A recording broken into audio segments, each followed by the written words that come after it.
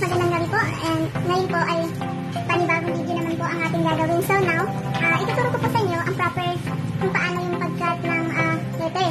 So natapos ko yung A to E, so ngayon, ang gagawin natin is X to M. Itong video na po is para naman po sa aming quiz, serve as quiz. So, nag-prepare na po ako ng construction paper. Nag-prepare na po ako ng construction paper. Ito na po yung pinalabasan. Tulad din po ng dati kong tinuro sa inyo, i-record natin siya. I-record natin siya na 3x4. Ang pag-4 ng natin. So, 3x4. So, letter X. Magsisimula tayo sa X. Kasi tapos naman natin A to E. So, F naman tayo. Then, ganito yung pagkat na F. Tignan nyo lang po. F. Ganito, diba? F. Ito. So, gugupitin natin ito. Ito. Kayo pong bahala kung lalagyan nyo ng design or hindi na.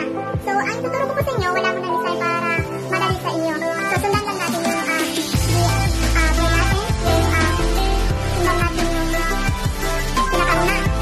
Then, siya. Kung pababa naman. Pababa. So, huli natin yung gitna. Yung gitna na i-hold natin. Yung gitna na i-hold natin yung ito. Then, another naman sa baba. Sa gitna rin ang i-hold natin. Then, i-alis natin. Okay. So, F. Ganito po ang F. F. A, B, C, D, E, F. Tapos, letter G. Ang letter G, para balance yung paggawa natin, gupitin natin sa proper. Okay. Ganito. Then, ganun siya. Letter G. Tapos, i-alis natin yung dito. Dito. Para mag-form siya na letter G. So, kunin natin yung middle sa gitna. Then, cover natin.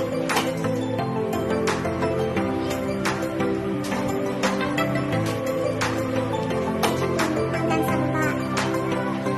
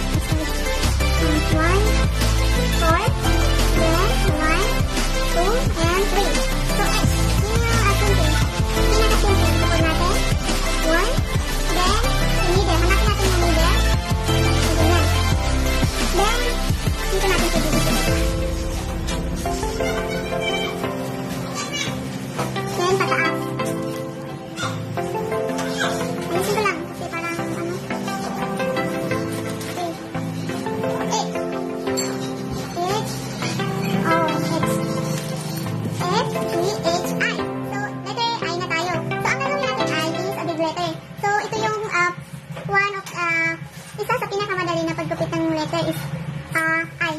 So, ang I, ganun pa rin. 1, 2. So, ang iaalis lang natin is, diba, ganito siya. Ganito mo, so, unfold.